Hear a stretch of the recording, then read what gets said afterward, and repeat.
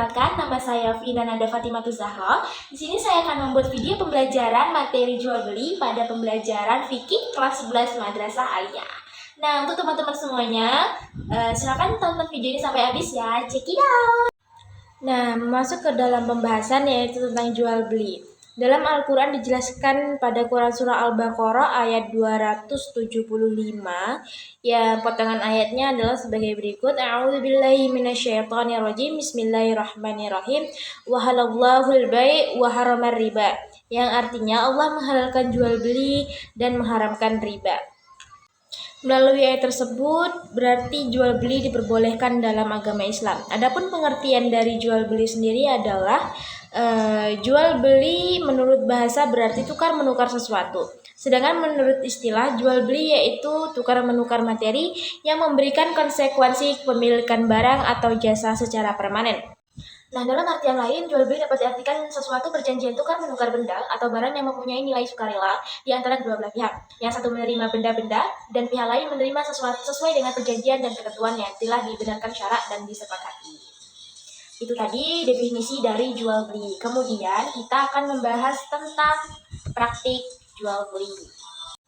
Oke, kita masuk ke praktik jual beli. Praktik jual beli ada 3, yaitu yang pertama bai musyahadah. Bai musyahadah adalah jual beli barang yang dilihat secara langsung oleh pelaku transaksi. Nah, contohnya seperti apa? Contohnya yaitu pembeli cukup melihat sebagian beras dalam praktik jual beli, 1 karung beras. Namun, dia tidak perlu melihat seluruh beras dalam karung. Karena ada beras di dalam karung, dia hanya membeli beras tersebut namun tidak melihat isi dari karung tersebut. Dia udah mengetahui bahwa itu beras dan beliau tidak mengeceknya lagi apakah barang itu bagus atau tidak. Kemudian yang kedua ada bai mausuf fi zimmah, yaitu transaksi jual beli ini dengan sistem tanggungan dan metode maklum yang melalui spesifikasi kriteria dan ukuran. Yang ketiga atau yang terakhir yaitu ada bai goib. Bai goib adalah jual beli barang yang tidak terlihat kedua pelaku transaksi oleh salah satunya. Seperti contohnya mungkin jual beli online. Kita membeli baju namun penjualnya tidak terlihat oleh mata kita dan pembelinya juga tidak terlihat oleh mata kita. Ya mungkin itu tadi praktik-praktik jual beli yang biasa kita temui di keseharian kita. Oke, selanjutnya kita bahas mengenai hukum jual beli. Hukum jual beli ada 5. Yang pertama nih ada wajib, ada sunnah, ada mubah, ada makruh, dan juga ada haram. Kita bahas satu-satu ya. Yang pertama yaitu wajib. Nah, jual beli bisa menjadi wajib jikalau menjual makanan kepada orang yang akan mati jika tidak makan. Kedua, jual beli bisa menjadi sunnah apabila menjual sesuatu yang bermanfaat jika dibarengi niat yang baik. Nah, kemudian jual beli bisa menjadi mubah apabila menjual peralatan rumah jika tidak dibarengi dengan niat yang baik. Jual beli juga bisa menjadi makruh apabila menjual kain kafan karena ia ingin selalu berharap ada yang meninggal atau ada kematian.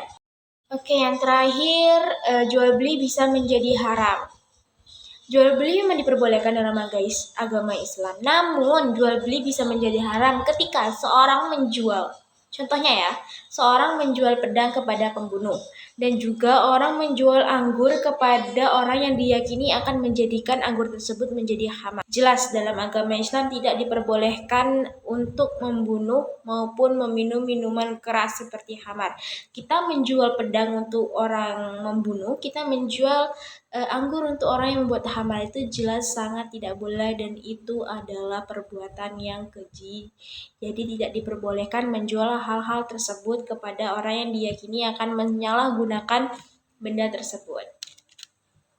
Itu tadi tentang hukum-hukum jual beli. Kita lanjut ke slide berikutnya.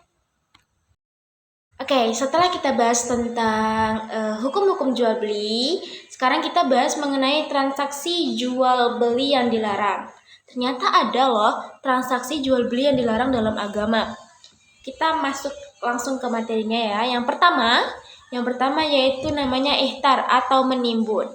Menimbun makanan pokok yang dibeli ketika waktu mahal untuk dijual kembali dengan harga yang lebih mahal setelah masyarakat sangat membutuhkannya. Contohnya, ketika seorang pedagang ini membeli cabai yang masih murah, kemudian mereka menyimpan cabai tersebut untuk dijual lagi ketika cabai harganya sudah melonjak tinggi. Namun, dalam hal ini, ketika seorang mendapatkan cabai itu dengan cara menanam atau petani yang menimbun hal tersebut lalu dijual kembali, itu sah-sah saja. Dalam konteks ini yang tidak diperbolehkan yaitu membeli cabai waktu murah, kemudian disimpan dan dijual lagi ketika waktu cabai sudah mahal. Itu seperti itu. Itu contoh dari ihtar atau menimbun. Tadi itu penjelasan tentang transaksi jual dilarang yang pertama. Yang kedua yaitu ada najsi. Apa itu? Najsi adalah menawar barang dengan cara meninggikan harga. Bukan karena ingin membeli, tapi untuk menipu orang lain. Nah, jelas dalam agama Islam, hal menipu itu dilarang dalam agama. Kemudian yang ketiga ada saum ala saum. Itu adalah menawar atas tawaran orang lain. Itu tidak diperbolehkan dalam jual beli. Kita harus jual belinya harus yang baik-baik aja gitu. Nggak boleh menawar atas tawaran orang lain. Kemudian yang selanjutnya yaitu mengandung unsur membantu kemaksiatan. Nah, seperti apa? Seperti menjual anggur kepada orang yang diyakini akan menjadikan sesuatu itu yang memabukkan atau hamar. Seperti yang saya jelaskan tadi di awal. Kemudian menjual ayam yang diyakini akan diadu atau disambung ayam. Kemudian menjual sutra kepada laki-laki yang diyakini akan dipakai sendiri atau dipakai kepada wanita yang bukan istrinya. Kemudian yang terakhir yaitu memisahkan antara ibu dan anak. Contohnya seperti memisahkan ibu dan anaknya ini yaitu menjual anaknya ke kota. Misal ada di kampung kan banyak juga yang di kampung itu misalnya orang itu kurang mampu. Karena anaknya ini dijual ke kota untuk mendapatkan uang untuk memenuhi kebutuhan hidup mereka. Itu tadi transaksi jual beli yang dilarang oleh agama. Nah, setelah kita bahas tentang jual beli ini, kita juga akan membahas sedikit tentang khiyar dan juga tentang salam. Check it out. Oke, tadi kita sudah membahas tentang jual beli. Ada berbagai macam pembahasan yang ada dalam jual beli. Kemudian kita sekarang akan membahas sedikit tentang khiyar atau hak opsional. Apa itu khiyar? Khiyar adalah hak memilih pelaku transaksi untuk memilih antara melanjutkan atau menggugurkan transaksi. Pada dasarnya, setelah terpenuhi semua syarat dan rukun sebelum sebuah transaksi, maka transaksi dinyatakan final. Namun, syariat memberikan kelonggaran kepada kedua pelaku transaksi berupa hak atau kewenangan untuk mengurungkan transaksi yang telah final tanpa harus mendapat persetujuan pihak lain. Oke, kita masuk ke pembahasan yang terakhir. Nggak kerasa, kita udah ke pembahasan yang terakhir loh teman-teman. Oke, pembahasan terakhir yaitu mengenai tentang akad salam dalam jual beli. Nah, secara bahasa, salam adalah segera. Sedangkan secara istilah, salam adalah kontrak jual beli atas sesuatu barang dengan jumlah dan kualitas tertentu, dengan sistem pembayaran yang dilakukan di muka. Sedangkan penyerahan barang diserahkan di kemudian hari sesuai dengan waktu yang telah disepakati. Nah, contoh dari jual beli dengan akad salam ini adalah jual beli mangga 100 kg. Kita memesan buah kepada penjual untuk acara seminggu ke depan. Maka dalam hal ini saat pembeli dan penjual deal untuk jual beli mangga 100 kg tersebut, pada saat itu pembeli harus menyerahkan uang langsung tunai kepada penjualnya.